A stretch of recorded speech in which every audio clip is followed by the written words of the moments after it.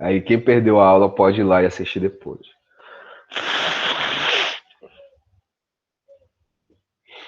Já está gravando. Começou comigo assoando o nariz. Coisa feia, né? Mas o que é que a gente pode fazer? Eu tô gripado. Estou saindo de uma gripe aí que me impossibilitou de lecionar por 2 semanas, né? Me pegou bem de jeito, não só a minha família toda. Mas já estamos de volta, né? Outra vantagem de poder trabalhar em casa, né? É mais tranquilo. Acho que se eu tivesse que sair hoje, me sentiria bem mais desgastado. Então nós estamos falando sobre Grécia.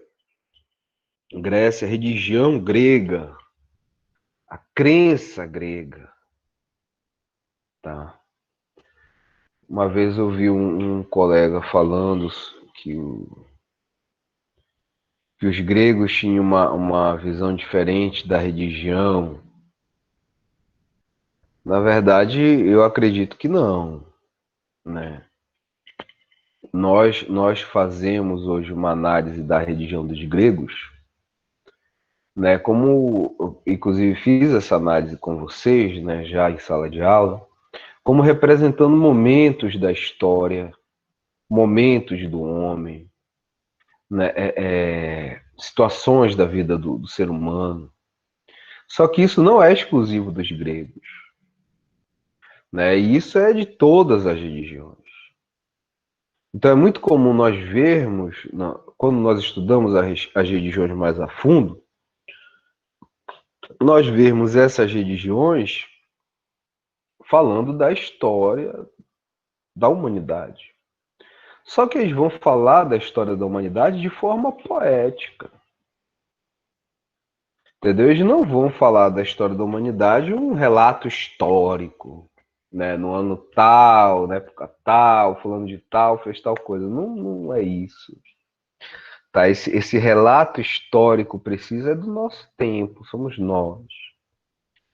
Né? Então é importante a gente não confundir as coisas. Muitas vezes você vê um texto sagrado de qualquer religião e as pessoas querem comparar com o registro histórico quando não era essa a intenção daquele texto.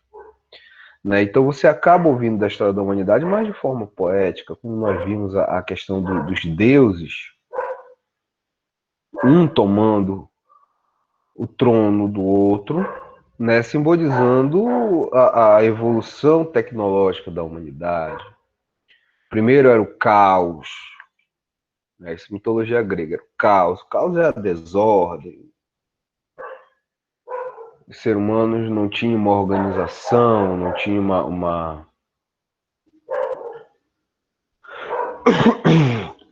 organização social forte.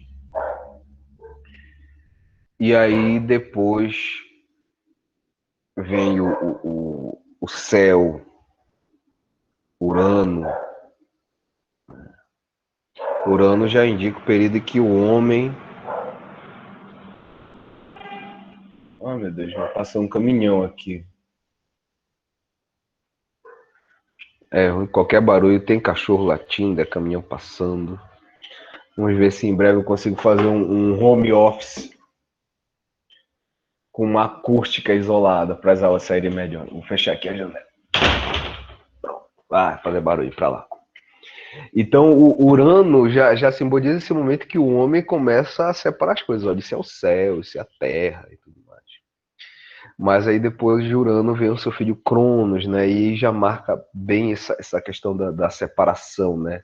Cronos é o tempo, então é o período em que o homem começa a marcar o tempo. Entendeu? Mas o tempo, Cronos devorava os seus filhos, porque foi dito que assim como ele tirou o trono de seu pai Urano, um dia um de seus filhos também tiraria o seu trono, né? E isso, aí como a gente fala poética, né? O homem começa a dominar a natureza, começa a dominar as coisas, começa a marcar as coisas, mas ele percebe que o tempo devora os seus filhos, que a morte um dia chegará para todos, né? E aí, em um certo momento, ele consegue vencer o próprio tempo, né? Consegue vencer o próprio tempo, possivelmente marcando aquela que é a maior das nossas tecnologias, que é a escrita, entendeu? Então, se eu aprendi algo, eu posso deixar aquilo registrado de forma escrita, porque o tempo vai chegar para mim, né? O meu tempo, a minha existência vai acabar, porque o tempo devora seus filhos, certo? Então, isso é o que nós podemos chamar de poesia, né? A mitologia grega, mas de forma poética e falando sobre a história da humanidade, né? Daí a gente vê a importância hoje, né, de se estudar as religiões, entendeu? Se estudar as religiões. Dia desse eu tive um aluno, estava passeando com a minha filha ali na praça, aqui do lado do Luiz Nunes, e o aluno parou, falou: professor, olha, muito obrigado, viu? Suas aulas fizeram a diferença para mim quando eu fiz o Enem. Quando eu fiz o Enem, suas aulas fizeram diferença de eu compreender os textos. E que bom, né, que a gente pôde ajudar alguém a entrar na universidade, né? Mas as religiões, o estudo das religiões nos ajudam nisso, a compreender o pensamento humano, na evolução das sociedades humanas, como nós chegamos aqui hoje, entendeu? Vamos lá, então. Crenças e rituais.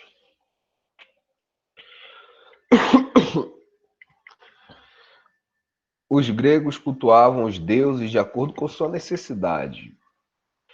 Como cada divindade regia um elemento da natureza ou da vida, prestavam-se cultos a estas para se obter seus favores na sua área de atuação. Alguns deuses eram cultuados por questões de afinidade ou personalidade ou por tradição familiar. Então, por que eu fiz essa análise? Vamos simplificar, né? Também não vamos dar aquela aula que o pessoal, o que ele está falando? Já me perdi. Você tem essa poética grega que fala da história da humanidade, da vida do homem, mas os gregos acreditavam que existia uma deusa chamada Afrodite, que era a deusa da fecundidade. Os gregos acreditavam que existia uma deusa chamada Atenas, que era a deusa da sabedoria, a deusa da justiça, da justiça não, da estratégia de guerra, que era uma deusa guerreira. Então, se, por exemplo, uma mulher queria engravidar e não conseguia, ela procurava uma sacerdotisa de Afrodite para fazer os rituais para que ela possa engravidar. Se nós somos os líderes militares, os líderes políticos de um país, nós vamos entrar em guerra, e os gregos viviam em guerra, né? Os tempos antigos a guerra era bem mais presente do que hoje. Vamos entrar em guerra, mas nós somos um exército menor. Nós precisamos de uma estratégia. A primeira coisa que nós vamos fazer é cultuar a deusa Atena, porque ela é a deusa da sabedoria, ela é a deusa guerreira, né? E ela vai nos conduzir à vitória. Mas não, nós somos um exército bem maior do que o exército inimigo, e a nossa intenção é chegar lá e destruir com eles de uma forma violenta, bruta, o mais rápido possível. Então nós vamos cultuar o deus Ares, o deus da guerra, que simbolizava a guerra naquela forma, sua forma mais violenta, mais bruta, né? Deus Ares que por conta dos filmes, dos jogos de videogame, né? Hoje ele é conhecido por causa do Deus da Guerra, né? Do God of War, do jogo God of War. No meu tempo de adolescente, ele era um personagem conhecido da série do Hércules, da Xena, né? Que era uma série também, mesma época do Hércules. Esse pessoal já tá tudo velho. São atores que de vez em quando a gente vê na televisão, vocês vão passar por isso. Olha o fulano, a gente não fala o nome dele, né? Fala, olha a Xena, olha o Hércules. Então, apesar de ser um deus, o deus Ares, conhecido por conta dessa cultura pop, né? E não era muito cultuado na Grécia, não. Exatamente por esse seu caráter mais violento, né? Mais violento. Os gregos, eles valorizavam muito a sabedoria, não todos, mas em muitas partes da Grécia a filosofia ela era muito valorizada, né? A arte, entendeu? Não sei se você já viu aquele filme 300, que fala de uma batalha do reino de Esparta, se eu não me engano é um fato histórico, inclusive. Então mostra que os espartanos eles iam à guerra, quando eles iam lutar, iam pessoas tocando, né, música, tocando flauta. E isso acontecia, né? Isso era um fato. As batalhas elas eram embaladas pela música, né? Entendeu? Tinha uma região da Grécia que era a Beócia.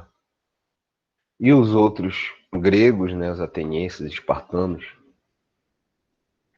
consideravam os beócios como pessoas ignorantes, porque não gostavam de filosofia, não gostavam de arte, não gostavam de...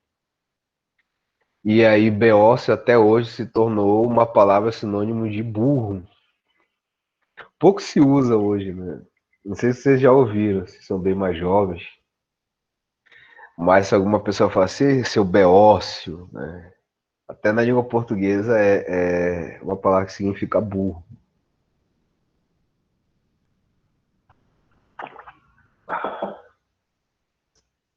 Vamos prosseguir nossa leitura.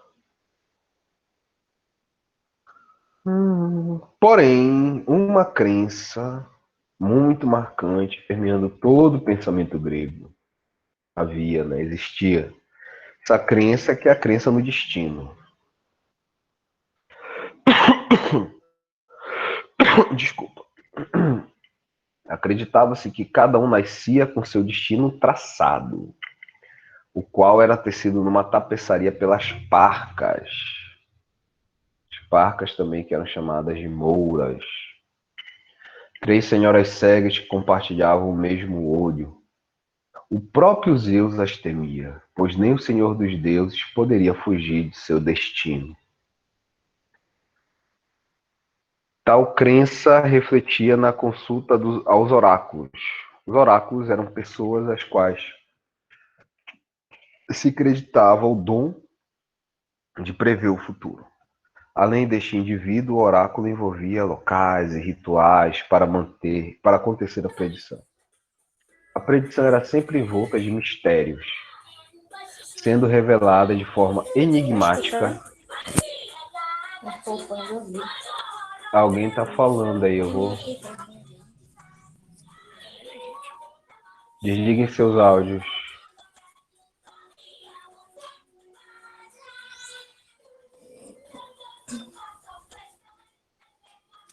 Vou desligar aqui o áudio da pessoa.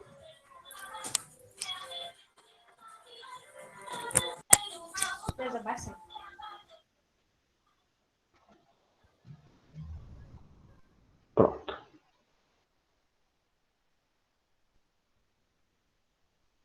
Só apareceu a cara de vocês aí na gravação agora. Foi mal. Ah, se alguém não gostar, viu? Ah, professor, apareci no vídeo que tá lá no seu canal. Não gostei. Pode falar comigo que eu tiro, viu? Se tiver algum problema, a imagem de vocês é preservada. A qualquer momento.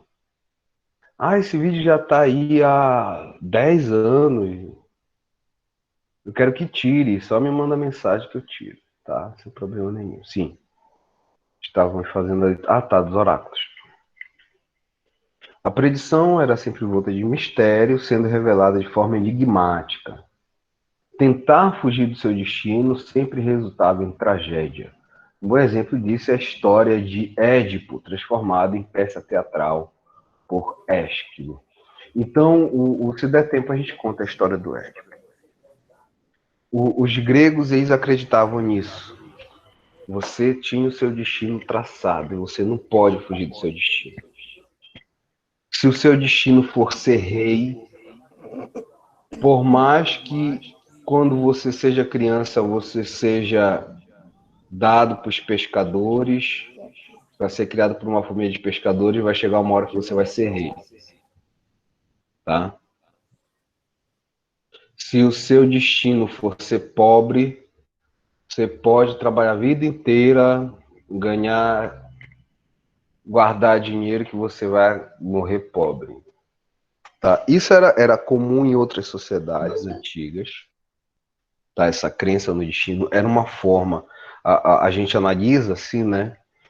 Era uma forma de se manter a ordem social até, né? Então de você se conformar. Por que eu não sou rei? Porque o seu destino é não ser rei. Entendeu?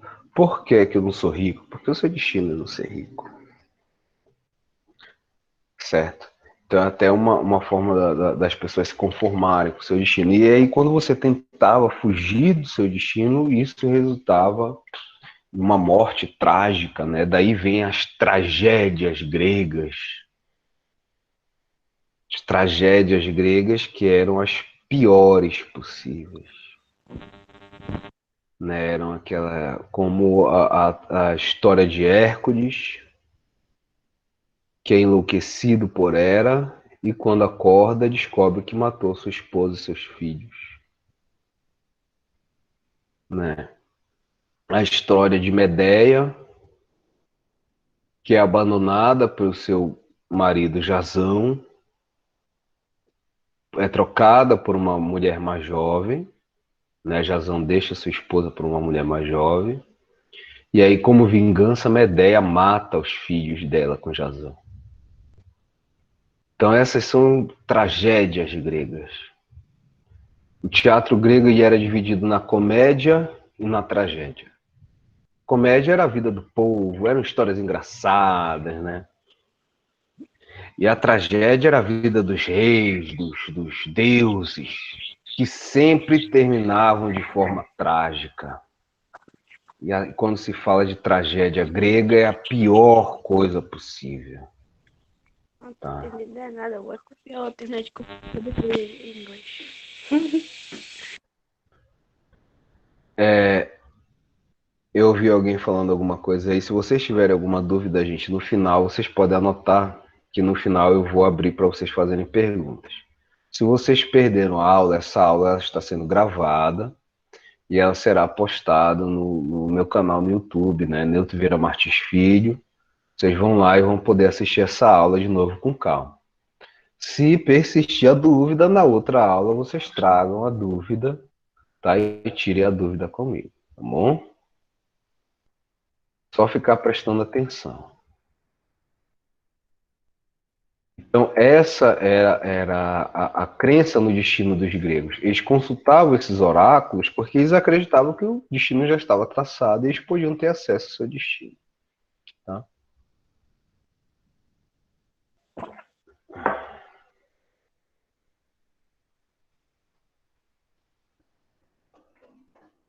Cotidiano grego. Os gregos eram divididos em várias cidades e estado, cada uma com um governo independente, unidos por alianças políticas. Compartilhavam gosto pelo conhecimento, filosofia e pela arte. Sua religião exercia grande influência mesmo sobre a filosofia. Podemos constatar isso no pensamento de Aristóteles, em seu livro Política. Defende a ideia dos escravos já nascerem propensos aos trabalhos braçais e os cidadãos gregos aos trabalhos intelectuais, completando-se assim. Outra contribuição dos gregos. Sim, essa questão é interessante. A gente falou do destino, né? E aí você vê, a filosofia, ela é um conhecimento que ela não se baseia em nada religioso, tá? Ela é um pensamento racional que busca explicar a si própria, tá? Isso não é diferente para a filosofia do Aristóteles. Tá? A questão é a seguinte: você vê uma influência desse pensamento religioso, né? Quando Aristóteles diz, não, se a pessoa nasceu né, de uma família de escravos, ele nasceu para ser escravo, ele não vai ser feliz fazendo um trabalho intelectual. Assim como uma pessoa que nasceu um cidadão grego não vai ser feliz fazendo um trabalho braçal. Tá? Vale ressaltar sempre, né, porque aqui no Brasil, como nós tivemos durante séculos uma escravidão onde os negros foram escravizados, né, a gente normalmente associa a palavra escravidão aos negros, né? Isso não está isso não está na filosofia de Aristóteles, viu? Os gregos escravizavam outros povos ali da Europa, tá? Mesmo porque os gregos, eles iam, o contato que eles tinham com os povos negros era quando eles iam para o Egito estudar com os africanos, né? Eles viajavam, muitos filósofos viajavam para a África para estudar, né, a matemática, tudo era filosofia, né? Matemática, astronomia, arquitetura, entendeu? Tudo era classificado como filosofia, né? Tinha a mesma classificação. Então os gregos, eles iam para o Egito para estudar com os egípcios que eram negros, né? Os egípcios que eram negros.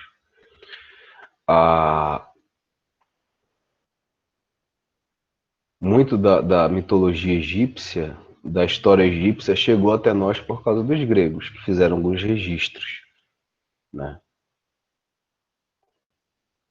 Então você vê essa influência na filosofia do Aristóteles. Aristóteles defende, não, você nasceu para isso, você só vai conseguir ser isso, você não vai ser feliz sendo outra coisa. E nós, né, você não precisa ser nenhum filósofo para saber que esse pensamento hoje, apesar de nós, volta ou outra, vermos pessoas que ainda defendem essa ideia, né, hoje mesmo eu vi um vídeo que me entristeceu muito, de uma pessoa defendendo esse pensamento, mas nós sabemos que uma pessoa, ela independente do ambiente que ela nasce, ela pode optar por outra realidade de vida, né? Então, se o meu pai foi pedreiro, né, a vida inteira, né, um serviço braçal, não quer dizer que eu vá ser feliz com um serviço braçal. Eu posso me sentir melhor fazendo um serviço, por exemplo, de matemático, de contador, onde, né, eu vou usar só o intelecto. Não é porque o meu pai é médico, o advogado, né, um serviço intelectual, que eu vou ser feliz tendo um serviço de intelectual. Eu posso me sentir bem, por exemplo, sendo um atleta, né, atleta que trabalhar como atleta que pede um esforço físico, né, às vezes até maior do que quem faz um serviço de pedreiro, de estivador, porque o atleta, ele chega a certa parte da vida, o corpo, dependendo do esporte, né, o corpo dele está totalmente desgastado pela atividade física, né? Entendeu? Então, a gente tem essa consciência hoje. Tá? Claro, a gente tem que dizer, a filosofia, a ciência, né, a filosofia evolui com o passar do tempo, né, nós vamos absorvendo cada vez mais conhecimento. Outra contribuição dos gregos para a nossa mentalidade é a educação das crianças. Certamente os mais severos eram os espartanos, que separavam as crianças das famílias aos 8 anos de idade, quando começavam seu treinamento militar. Esse treinamento tinha várias fases e acabava aos 30 anos, quando o homem se tornava um genuíno cidadão espartano. Olha só, até hoje, deixa eu abrir a janela de novo que tá um calor. Assim. Os vizinhos pararam de fazer barulho. Vamos poder estudar. Até hoje, em algumas sociedades, né, se tem a ideia de que a educação da criança é de inteira responsabilidade dos pais, tá? A criação da criança é de... Então o pai escolhe o destino que o filho vai ter e pronto. Algumas pessoas até têm essa mentalidade. Assim, no nosso país, isso não acontece. Né? Porque a lei diz o quê? Que você tem que ir para a escola. Né? Agora foi afrouxado por causa da nossa, né, da pandemia. Mas assim, a lei brasileira diz que toda criança, até os 18 anos, ela deve estar na escola. Então, se o pai e a mãe dissessem, não, meu filho não vai para a escola, meu filho vai trabalhar, tá aí, não pode.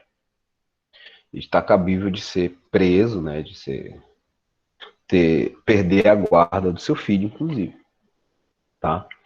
Então, essa lei é um reflexo, né, da lei grega, onde as crianças deviam estudar, os cidadãos gregos deviam estudar. Não era a livre escolha do pai, né? Os filhos tinham que estudar, os filhos tinham que ter uma educação. Como nós vimos, os espartanos, com 8 anos de idade, o filho era retirado de casa, porque a sociedade espartana era uma sociedade militar, eles viviam para o militarismo, eles viviam para a guerra, tá? Então, aos 8 anos, o filho era retirado da sua família e ele ia viver na mata, onde ele ia aprender a se virar, a caçar, a sobreviver, né, e a roubar. Não que se formassem ladrões em Esparta. Né? Não se formavam ladrões criminosos em Esparta. O que acontece? Você imagina você numa situação, você está no meio da mata, você está vivendo ali sozinho, entendeu? E aí você vê passar um pastor de ovelhas. Né? Você tem seus 9, 10 anos. Você vê passar aquele pastor de ovelhas, o que é que você faz? Quando ele se distrair, você dá um jeito de se distrair, você vai lá, pega uma ovelha e aquela vai ser a sua comida. Ela vai ser a sua comida por 1, 2, 3 dias. Entendeu? Então era isso que quando se fala, né, tem o registro que eles aprendiam a roubar, era isso. Né? Você se virar, você pegar aquilo. Coisas muito comuns na guerra, né? Muitos relatos de guerra, pilotões quando perdiam uma batalha, que se dispersavam, né? Chegavam numa fazenda, saqueavam aquela fazenda.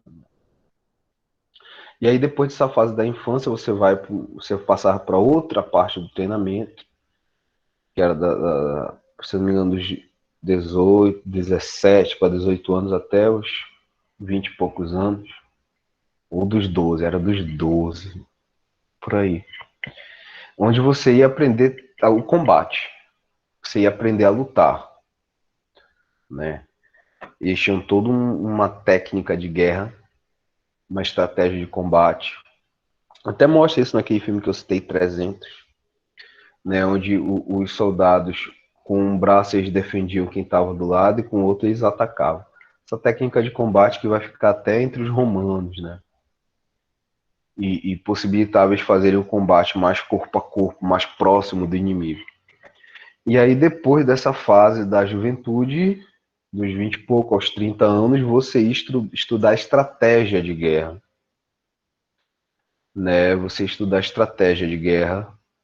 E com 30 anos você poderia se casar. Porque aí com 30 anos você era um cidadão espartano. Tá?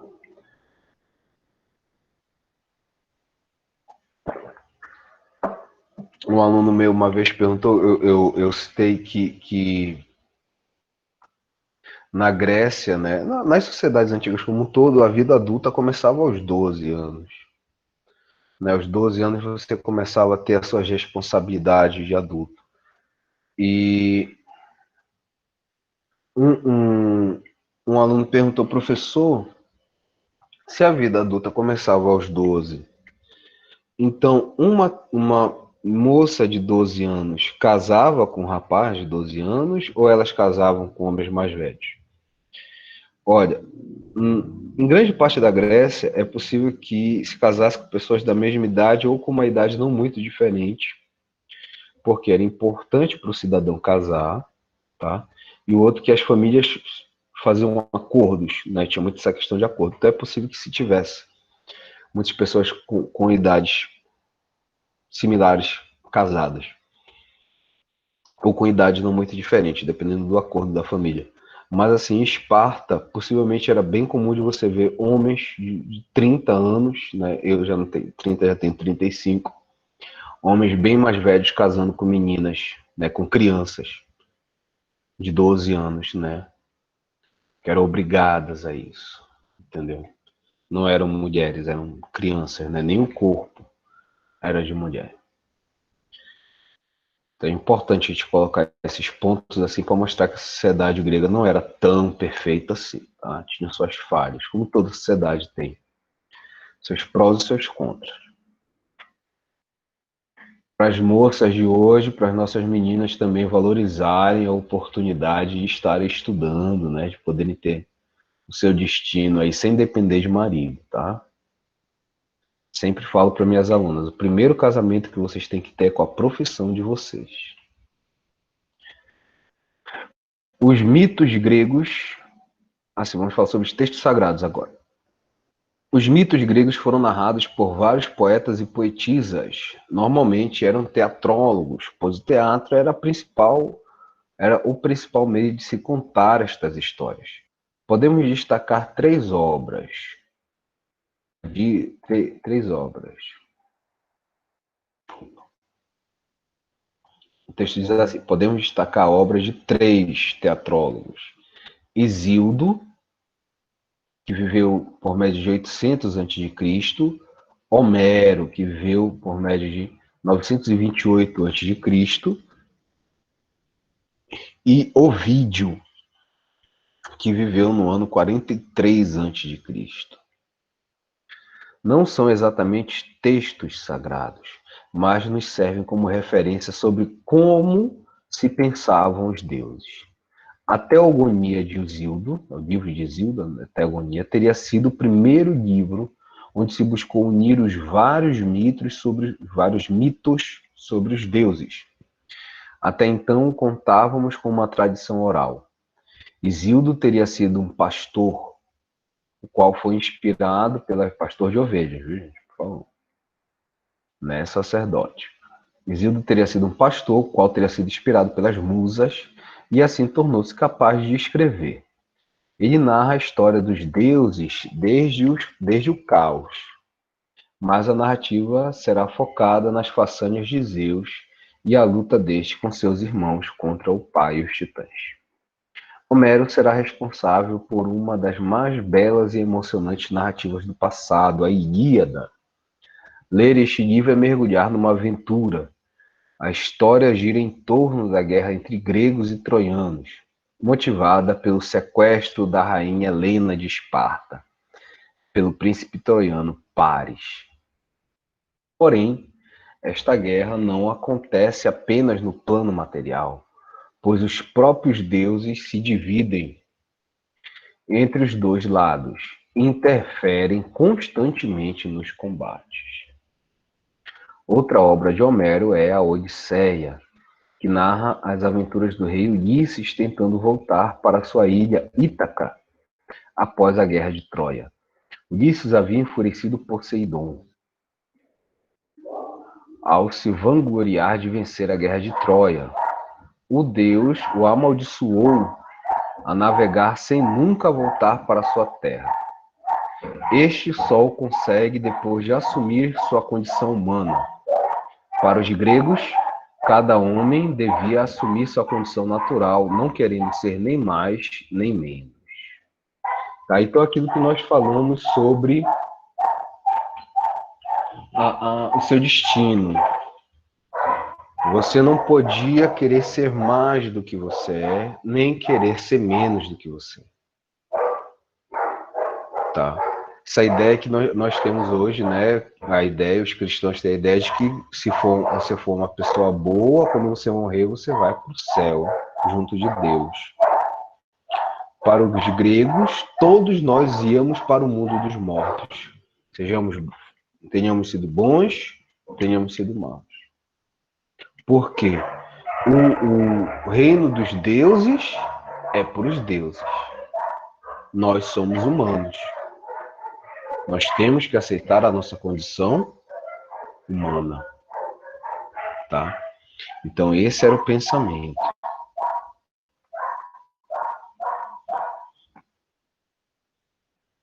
Recomendo a leitura da Ilíada. A Ilíada e a Odisseia vocês acham mais fácil.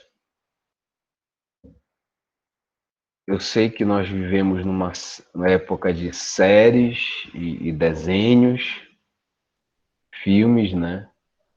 Mas, por mais que tenham séries, né? Tem uma série na Netflix, é bom se vocês forem assistirem com os pais de vocês, porque é uma série para 16 anos, que é Troia, a queda de uma cidade. Eles fizeram um relato bem interessante sobre a Ilíada, né? Que é a guerra entre gregos e troianos. Claro que não é a história do livro à risca, não tem como ser, mas eu achei bem interessante. Até mais interessante do que o filme Troia, que foi um filme bom, mas eu gostei mais da série. Mas aí tem restrição de idade, viu, gente? Se vocês forem assistir no Netflix, falar com o papai e com a mamãe primeiro, tá? Tem um outro filme também muito antigo já, que é A Odisseia. É um filme longo, né? Eu já até passei uma vez com meus alunos em outra escola no sábado, né? Tinha mais aulas aos sábados, aí eu passei um filme, os pais já queriam queriam ir embora, porque o filme demora, mas é porque o diretor ele normalmente faz filmes, é o Francis Coppola, e normalmente faz filmes bem longos mesmo. É a pegada desse diretor. Então a Odisseia também recomendo, apesar de ser um filme antigo, vocês vão gostar, tá? De assistir, é muito bom, até hoje passam as gerações, a galera gosta de assistir a Odisseia, tá? E fala sobre a história do Ulisses, né? A história do livro A Odisseia.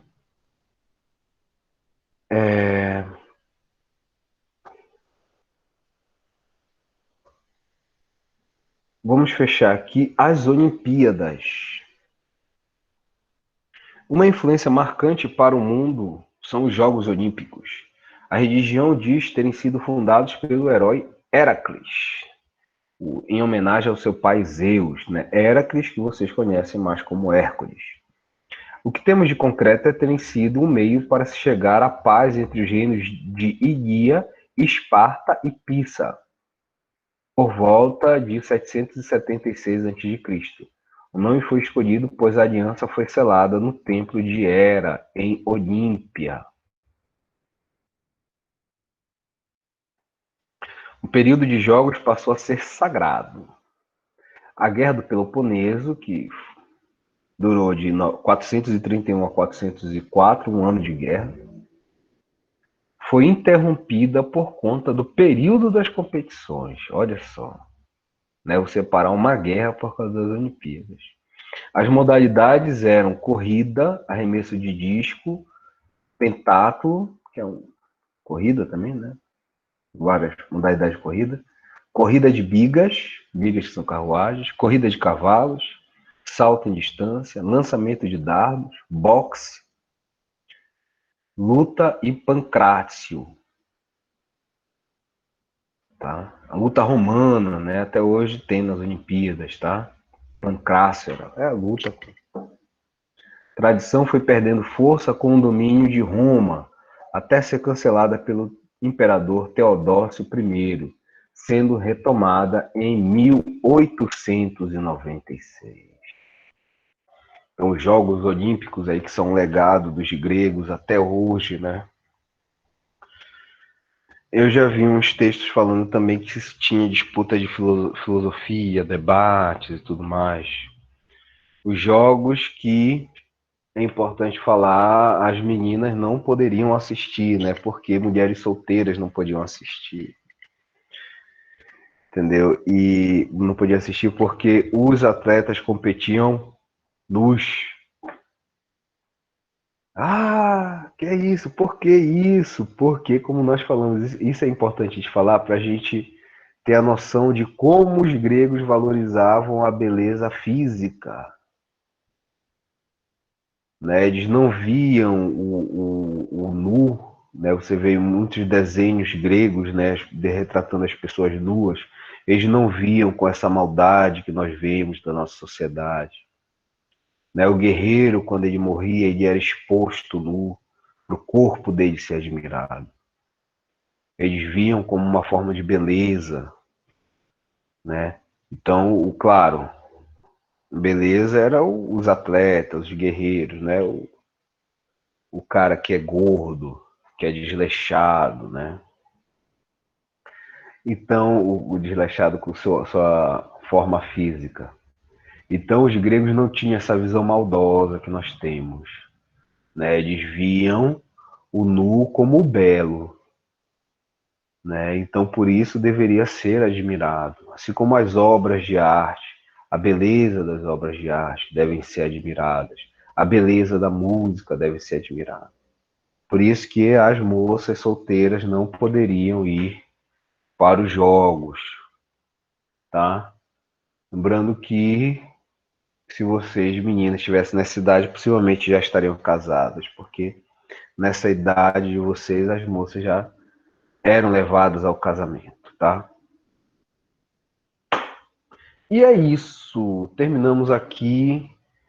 Quem perdeu essa aula pode assistir depois na nossa página no YouTube, tá? O canal que você não precisa dar like, não precisa compartilhar, não precisa se inscrever nem ligar o sininho. É só assistir a aula. Eu vou parar aqui a gravação, tá? E vocês vão poder fazer perguntas, tá? Pessoal, deixa eu falar uma coisa para vocês. Vou até deixar gravando isso. Nunca se desanimem nos estudos de vocês, tá? Ou assistindo a aula, agora nós temos as aulas gravadas, ou estudando um texto, não se deixe desanimar. Quando você está assistindo a aula e você se interrompe dizendo eu não estou entendendo nada, entendeu? Você se cancelou ali. Eu não estou entendendo nada, mas eu vou prestar atenção para entender alguma coisa. Não entendi essa parte. Professor, só pode explicar de novo? Como agora eu vou abrir para as perguntas. Não entendi essa parte, deixa eu anotar aqui. Olimpíadas, não entendi a parada. Vou perguntar, tem alguma pergunta? Professor, essa parte aqui eu queria que você explicasse. E é a minha obrigação, enquanto professor, explicar quantas vezes forem preciso. Tá? Agora nós temos essa ferramenta que nós vamos deixar essa aula gravada. Você pode assistir uma vez, duas vezes, e assim quando você estiver lendo. Você lê um texto, não entendi nada, leia de novo. Leia a primeira vez, a segunda vez, a quinta vez, a décima, quantas vezes forem preciso para você entender. Às vezes eu vejo pessoas estabelecendo metas de estudo. Hoje eu vou ler 50 páginas. Mas será que você vai absorver o conhecimento das 50 páginas? É melhor você ler 10 páginas e entender as 10 páginas do que ler as 50 páginas para dizer eu leio 50 páginas por dia. Melhor você ler 5 páginas de um texto e entender 5 páginas. Entendeu? Então é isso. Fica a dica de estudos aí para vocês. Vou parar a gravação agora e vocês vão poder fazer perguntas, tá?